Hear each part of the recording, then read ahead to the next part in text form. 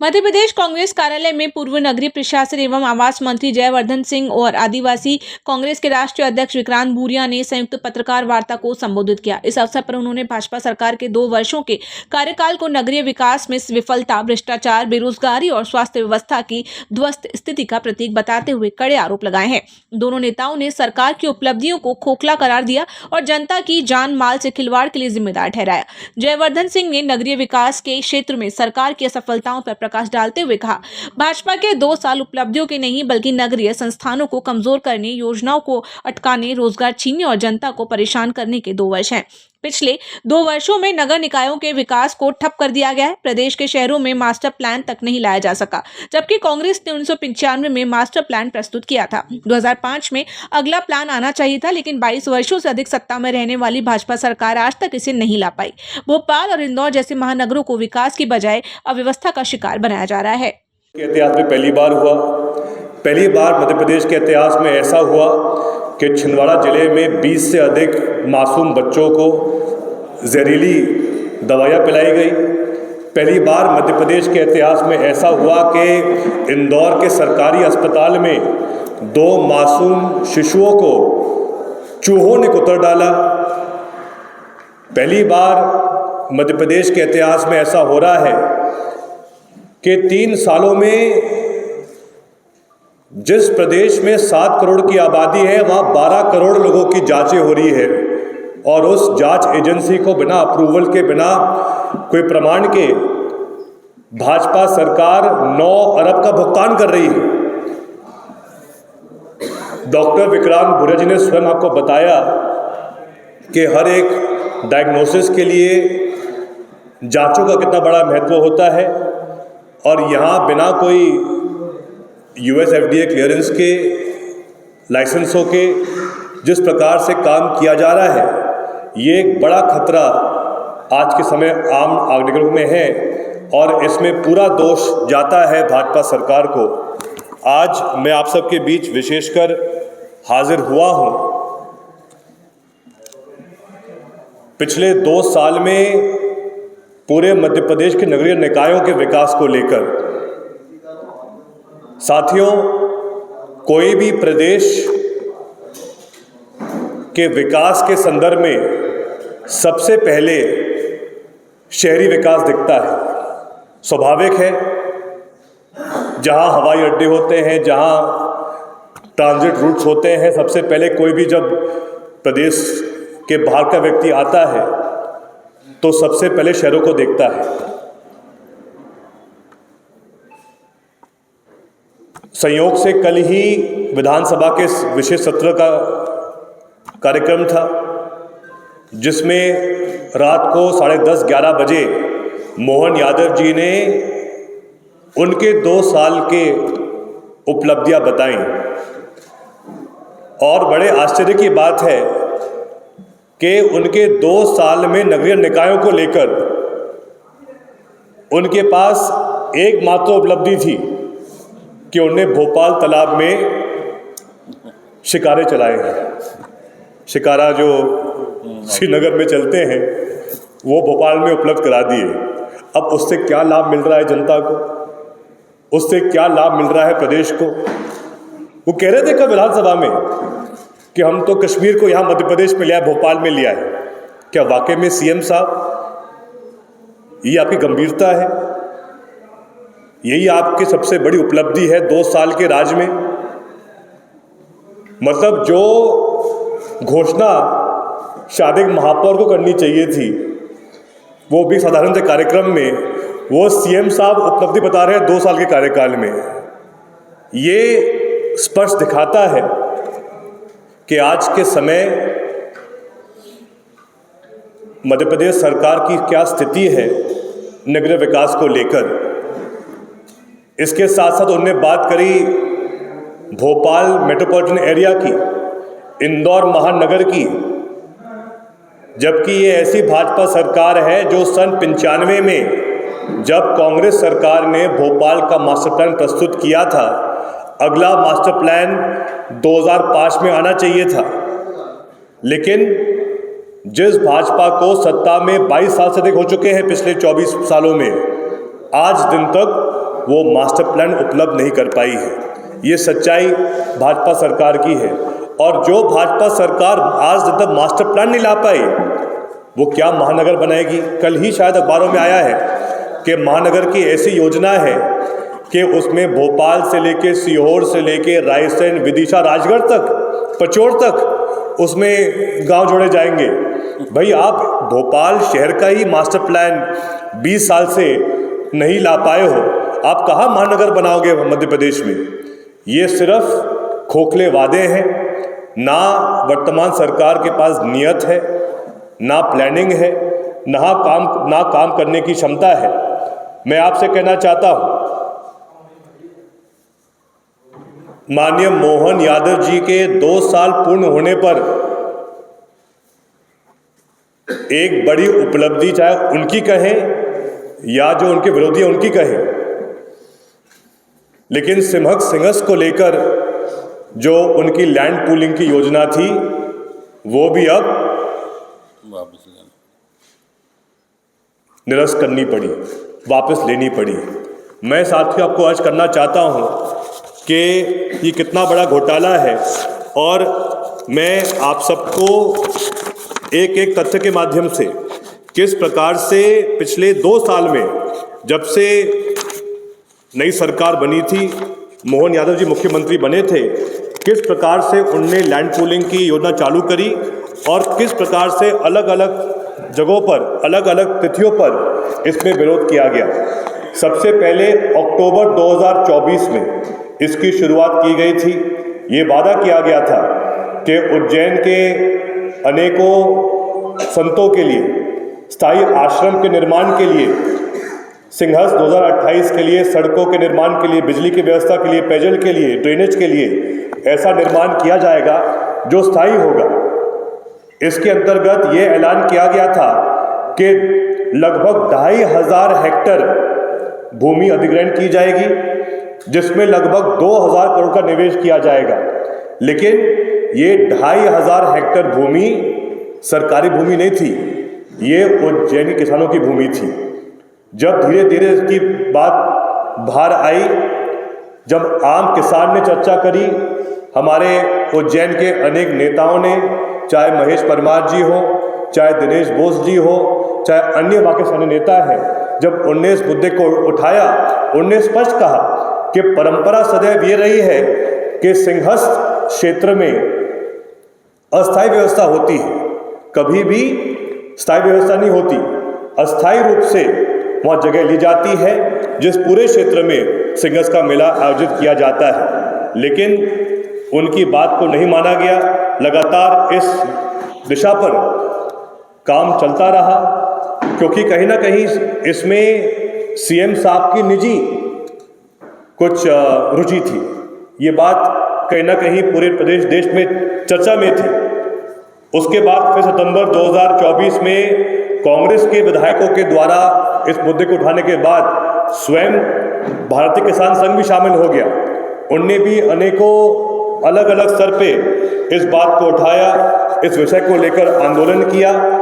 यही नहीं, मार्च 18, 2025 को भाजपा के ही विधायक चिंतामन मालवीय जी ने इस बिंदु को उठाया सदन के अंदर, और ये कहा कि ये कहीं ना कहीं बहुत बड़ा अन्याय हो रहा है किसानों के साथ में। उसके बावजूद सीएम साहब नहीं झुके।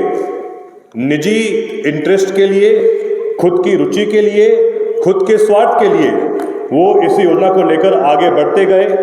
उसके बाद चिंतामन मालवीय जी को भाजपा ने ही शो कॉज नोटिस दिया कि आप सदन में ऐसे आपके संघ सरकार के खिलाफ क्यों आप बात कर रहे हो, क्यों ये मुद्दे उठा रहे हो। उसके बाद फिर जब सुनवाई नहीं हुई तो फिर अक्टूबर 2025 पे किसान ने चेतावनी दी कि हम बड़ी महारैली करेंगे, ट्रैक्टर महारैली करेंगे, जिसके माध्यम से ये जो पूरा घोटाला है उज्जैन लैंड पूलिंग का, उसको एक्सपोज करेंगे, घर घर तक ये बात पहुंचाएंगे। उसके बाद फिर नवंबर 2025 में पहली बार सीएम साहब को झुकना पड़ा, लेकिन फिर भी उनका इतना लालच था इस लैंड पूलिंग को लेकर कि सिर्फ कुछ धाराएं समाप्त करी। जो पूरी स्कीम थी वो समाप्त नहीं हुई, लेकिन फिर उसके बाद जब लगातार किसान अपनी बात पर अड़े रहे, जब उन्होंने चेतावनी दी कि दिसंबर शायद 25 या 26 तारीख को और बड़ा आंदोलन किया जाएगा, फिर आखिर में 2 साल पूर्ण होने पर उनको पुनः झुकना पड़ा और जो पूरी लैंड पूलिंग की स्कीम है वो निरस्त की गई है। तो ये एक प्रकार से सच्चाई है भाजपा सरकार की, मोहन यादव जी की, कि उनके खुद के गृह नगर में, उनके खुद के जिले में जो उनकी एकमात्र योजना थी, वो भी सिंगल्स के लिए, जिसके लिए उन्होंने इतना प्रयास किया, इतनी बड़ी योजनाएं बनाई, 2 साल तक ना तो उसको अमल कर पाए, उल्टा जो उनके काले कारनामे थे वो एक्सपोज हो गए, और एक्सपोज होने के बाद उनको स्वयं ये मानना पड़ा कि उनकी इसमें बड़ी गलती थी, और आज वही लैंड पूलिंग स्कीम निरस्त हो चुकी। एक बहुत बड़ा हादसा जिसको कहा जा रहा है सतना में हुआ है। वहां पर 4 बच्चों को जो कि थैलेसीमिया पॉजिटिव थे, उनको HIV संक्रमित ब्लड चढ़ाया गया। साथियों, ये कोई एक्सीडेंट नहीं है, ये क्रिमिनल नेग्लिजेंस है, क्राइम है। और उन बच्चों की जगह आप लोगों के भी बच्चे हो सकते थे, हमारे बच्चे भी हो सकते थे। और ये सिर्फ सतना तक की घटना नहीं है, पूरे मध्य प्रदेश में इस तरह का चल रहा है। और जो बातें मैं आपके सामने उजागर करने वाला हूं, आप बिल्कुल ध्यान से सुनिएगा, क्योंकि मैं खुद एक डॉक्टर हूं और इसकी पूरी प्रक्रिया को बहुत अच्छी तरह से मैं जानता हूं, और गलती कहां है वो भी बहुत अच्छी तरह से समझते हैं। अगर HIV संक्रमित ब्लड चढ़ा, इसका मतलब ब्लड स्क्रीनिंग पूरी तरह से फेल हुई है। ब्लड स्क्रीनिंग से क्या मतलब है? ब्लड स्क्रीनिंग से मतलब यह है कि जब भी ब्लड आपसे लिया जाता है, किसी डोनर से लिया जाता है, तो उस पर 5 टेस्ट लगते हैं। पहला टेस्ट होता है HIV, दूसरा होता है हेपेटाइटिस B, तीसरा होता है हेपेटाइटिस C, चौथा होता है सिफिलिस, और 5वां होता है मलेरिया। जब तक ब्लड से ये स्क्रीनिंग नहीं होती, तब तक वो ब्लड स्टोरेज में नहीं जाता और बाकी किसी को चढ़ाने के लिए उपलब्ध नहीं होता है। जो सबसे बड़ी त्रुटि इसमें होती है, और जो सत्ता में भी हुई, मध्य प्रदेश के आधे से ज्यादा सरकारी अस्पतालों में जो स्क्रीनिंग होती है उसमें बहुत बड़ा फर्जीवाड़ा हो रहा है, क्योंकि उसमें रैपिड टेस्ट लगाया जा रहा है।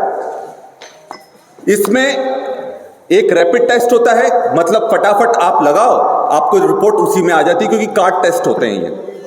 दूसरा होता है एलाइसा को और बेहतर माना जाता है, पर उसमें भी ट्रेन सुपरविजन में होना चाहिए। जब तक ये ट्रेन टेक्नीशियन नहीं है, तब तक कि उसमें बीमारी पूरी तरह से पकड़ी नहीं जाएगी। तीसरा होता है ऑटोमेटेड में भी 2 होते हैं, जो कि सबसे हाई लेवल का माना जाता है, जिसमें केमिल्यूमिनेसेंस एक टेस्ट होता है, और दूसरा होता है न्यूक्लिक एसिड टेस्ट, जिसको NAT भी कहा जाता है। ये बहुत हायर सेंटर्स पर ऑटोमेटेड तरीके से करा जाता है, ताकि बीमारी को अच्छे से पकड़ा जा सके। दुख की बात यह है, हमारे ज्यादातर अस्पतालों में रैपिड टेस्ट हो रहा है ताकि समय बचे, और समय बचाने के चक्कर में ज्यादा उसमें माथापच्ची ना करना पड़े, उसमें लोगों की जान के साथ खिलवाड़ किया जा रहा है। और ये जिला स्तर के अस्पतालों में भी हो रहा है, जबकि सरकार इतने बड़ी बड़ी बातें करती है कि हम ये कर रहे हैं, ये कर रहे हैं। उनकी जो विकास का मॉडल है सिर्फ पोस्टरों में दिख रहा है, पेपरों में ऐड के रूप में दिख रहा है, पर कोई अस्पताल चलाने लायक व्यवस्था या नेशनल इंटरनेशनल लेवल के अस्पताल हमारे मध्य प्रदेश में नहीं है। ये किसकी कमी है? ये सरकार की कमी है। और मैं क्योंकि खुद छात्र राजनीति से आया हूं, जूडा का अध्यक्ष था, उस समय भी 5 मेडिकल कॉलेज हुआ करते थे, और 5 के 5 मेडिकल कॉलेज का MCI से रिकॉग्निशन नहीं था। तो आप समझिए कि हम लोग ऐसी जगह बैठे हुए हैं जहां पर अगर अस्पताल कोई जाता है उसको ये लगता है कि मेरी जान बच जाएगी, पर आज की जो व्यवस्था बन रही है उसमें यह साफ दिख रहा है कि अस्पताल भी जान का खिलवाड़ हो रहा है। एक जो पैकेट खून होता है, एक यूनिट जो खून होता है, उसकी कीमत एक डॉक्टर से ज्यादा कोई नहीं जानता है। क्योंकि हम लोग ने भी कई बार अपना खून दिया क्योंकि खून नहीं था, खून भी दिया, उसके बाद ऑपरेशन भी करा। और जब एकदम से किसी को खून नहीं मिलता है तो उसको जहां से भी खून मिलने का उसको एक आश्वासन मिलता है, वो वहां चला जाता है। और इसमें एक बहुत बड़ा एक्सपोजे में आपके सामने अभी थोड़ी देर में करूंगा। उससे पहले 2 सवाल मैं सरकार से पूछना चाहता हूं कि ब्लड बैंक किसके अंडर में आती है? ब्लड बैंक सरकार के अंडर में आती है। सरकार की जवाबदारी है कि जो ब्लड बैंक संचालित हो रही है वो सही तरीके से हो रही है कि नहीं हो रही है, उसमें एफडीए का लाइसेंस है कि नहीं है, प्रॉपर उसमें स्टाफ है कि नहीं है, उसमें प्रॉपर असिस्टेंट्स हैं कि नहीं है, इंस्ट्रूमेंट्स प्रॉपर तरीके से काम कर रहे हैं कि नहीं कर रहे हैं। ये पूरी सरकार की जवाबदारी है। पर क्या सरकार जवाबदारी ले रही है? सरकार जवाबदारी नहीं ले रही है, क्योंकि डोनर जो होता है उसकी पहचान, उसका फोन नंबर, उसका एड्रेस, ये कानूनी बाध्यता है। मतलब ये कोई करना है नहीं करना वाली चीज नहीं है। आपको जो जो लोग डोनर हैं उनकी पूरी लिस्ट आपके पास होना चाहिए। और आज ही पता लगा है कि वहां पर जो 250 लोग संदिग्ध थे उसमें से सिर्फ 125 लोगों को ट्रेस कर पा रहे हैं कि मोबाइल नंबर, बाकियों के मोबाइल नंबर ही गलत है। तो इसका मतलब कि ऑडिट नहीं हो रहा था, ऑडिट नहीं हो रहा था, उसमें कोई सुपरविजन नहीं था। मध्य प्रदेश में भोपाल से किसी तरह का सुपरविजन नहीं हो रहा है। क्या हेल्थ मिनिस्टर का काम सिर्फ फीते काटना है? आप लोगों की जान बहुत खतरे में है साथियों, इसको बिल्कुल हल्के में मत लीजिए, क्योंकि जवाबदेही कोई लेने को तैयार नहीं है। ना ऑडिट हो रहा है, ना कोई जवाबदारी दे ले रहा है। इसका मतलब कि भविष्य भी पूरी तरीके से खतरे में है, क्योंकि अगर डोनर का पता नहीं है तो मतलब सिस्टम पूरी तरह से फर्जी चल रहा है। बॉटम लाइन ये है। और सबसे बड़ी चौंकाने वाली बात यह है कि वो बच्चे HIV पॉजिटिव हो गए थे। मार्च अप्रैल में पता लग गया था, मार्च अप्रैल में ये पता लग गया था कि हाँ, बच्चे जो थे आप इतने दिनों से क्यों दबा रहे थे उन चीजों को। मतलब उस पर पर्दा डाला जा रहा था ना, लिपापोती हो जाए। जब आपको पता है बच्चे संक्रमित हुए हैं तो उस पर तत्काल एक्शन होना चाहिए। आज क्या हो गया? दिसंबर हो गया। तो मार्च अप्रैल में अगर पता लगता है तो इतने दिन कैसे निकल गए? क्या सरकार को बच्चों की जान से कोई मतलब नहीं है? इसके अलावा कि वो गरीब परिवार से आते हैं। आप सोचिए, थैलेसीमिया में बार बार ब्लड ट्रांसफ्यूजन करवाना पड़ता है। मतलब भगवान किसी को इस तरह की बीमारी ना दे, पर पूरा परिवार टूट जाता है, क्योंकि हर 10 दिन में, हर हफ्ते आपको ब्लड ट्रांसफ्यूजन करवाना है। तो जो व्यक्ति, और ये मैं उनकी परिवार की बात बता रहा हूं, उसके पिता रोते रोते बोले, एक बच्ची के पिता, कि 1 महीने में से 10 दिन तो हमको इसके इलाज के लिए चले जाते हैं, हमें भटकना पड़ता है, 10 दिन हम काम नहीं कर पाते, 20 दिन हमारे पास बचते हैं, उसमें घर कैसे चलाना है हमारे लिए बहुत बड़ी चुनौती है। और जब वैसे ही उन पर इतना भार था, अब HIV पॉजिटिव। तो ये चीज समझिए, ये कोई परिवार की गलती नहीं है, ये मरीज की गलती नहीं है, ये सरकार की गलती है। और सरकार इसकी जवाबदेह होना चाहिए। और अगर वो जवाबदेही नहीं लेना चाहती, मंत्री जी को इस्तीफा देना चाहिए, क्योंकि ये पहला कांड नहीं है। इससे पहले इंदौर में हमने देखा चूहा कांड हुआ, एक नवजात बच्चे को चूहे ने काट दिया, वो बेचारा मर गया। लिपापोती हुई, पर आज तक क्या बड़ी कार्रवाई हुई? क्या बड़ी कार्रवाई हुई? और पॉलिसी में क्या अंतर आया कि इस तरह की घटनाएं आगे मध्य प्रदेश में नहीं होगी? उसके बाद छिंदवाड़ा में जहरीली कफ सिरप पीकर 24 से ज्यादा बच्चे मर गए, उसकी जवाबदेही सरकार ने नहीं ली।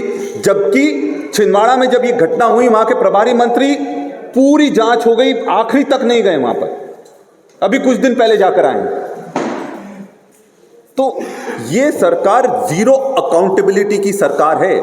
इस सरकार का कोई भरोसा नहीं है। इनको सिर्फ सत्ता चाहिए, बच्चों की जान से, लोगों की जान से इस सरकार को कोई मतलब नहीं है।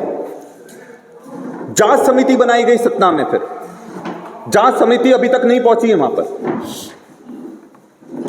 जो सरकार की तरफ से 6 लोगों की जांच समिति बनी है, जिसमें रीवा से भी एक डॉक्टर को रखा गया है, वो समिति क्या कर रही है? ये तो जैसे ही पता लगता आपको तत्काल जाकर रिपोर्ट तैयार करके भोपाल में सबमिट करना चाहिए। आप मंत्री जी से पूछिए कि जांच समिति की रिपोर्ट में क्या आया, मंत्री जी जवाब नहीं दे पाएंगे। और यही नहीं